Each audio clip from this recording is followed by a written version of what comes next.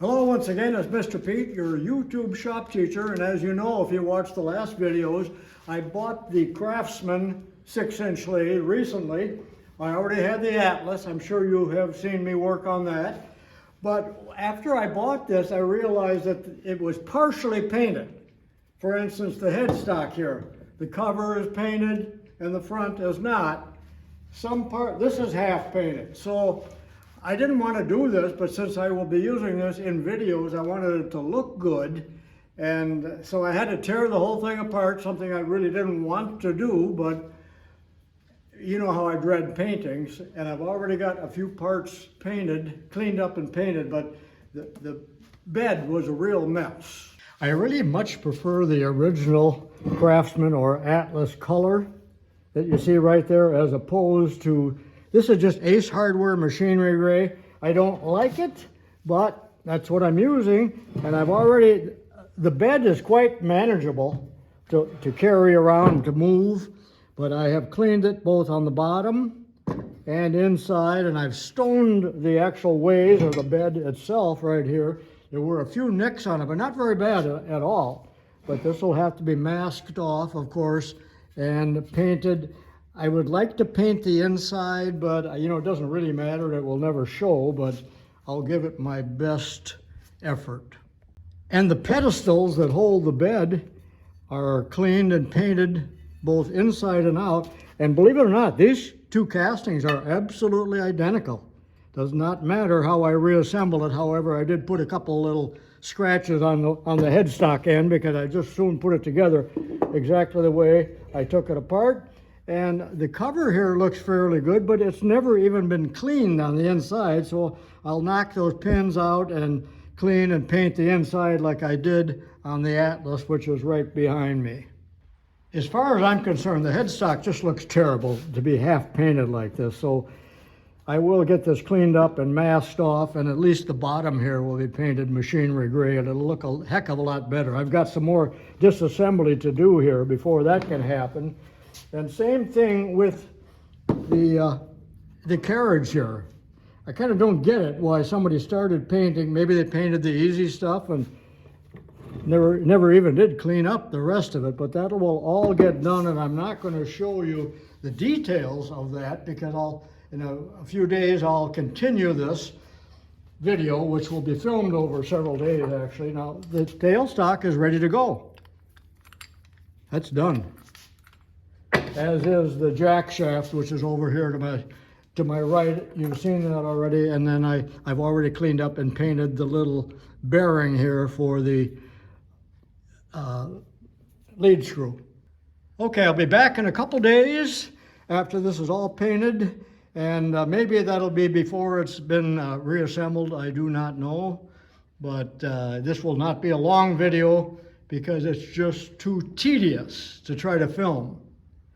And it will probably never look as good as the Atlas, which is in its original paint colors. I love it. I'm making a little progress here, but it's pretty darn slow.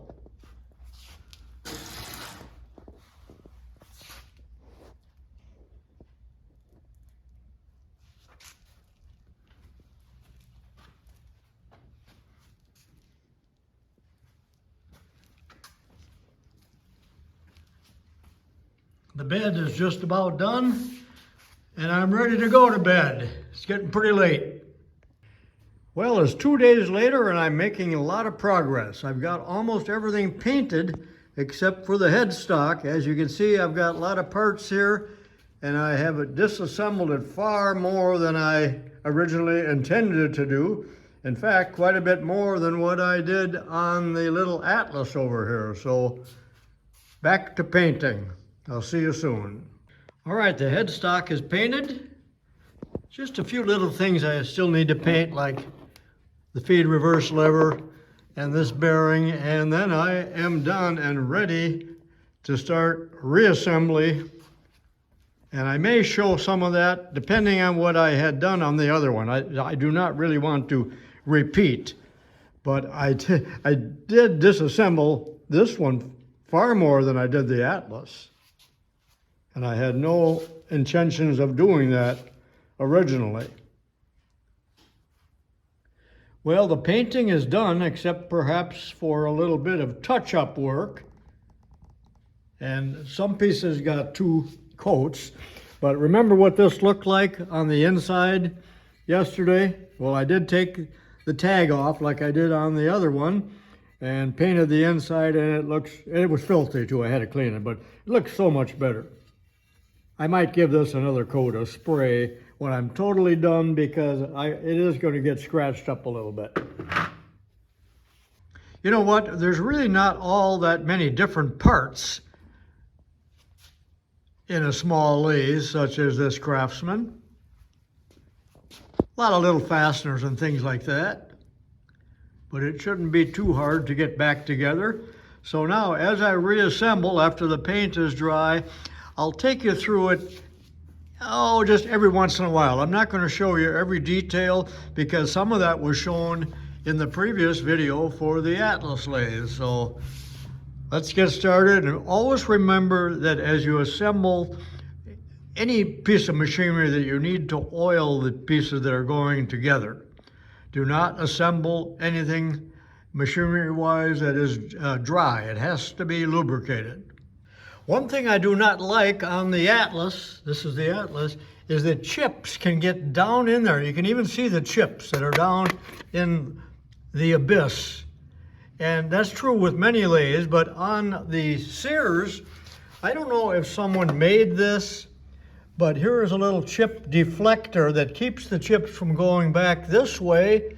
And I think maybe it's homemade because it looks very professional until you look at the bottom. And then it does look like Bubba beat the living daylights out of it, but it is doing the job, and I do not intend to remove it. Matter of fact, I'd like to make one for the Atlas, but alas, I probably will not. Well, that's it for today. That wasn't a real long video, but I've got the machine all cleaned and painted and ready to assemble. And this was video number 1023. Join me in 1024 to be released very soon, where I assemble the machine pretty much with great detail. So I hope you will enjoy that and tune in. And there's still a lot more videos coming on these 6-inch lathes. Leave me a comment and give me a thumbs up if I deserve it, and I'll see you in the next video.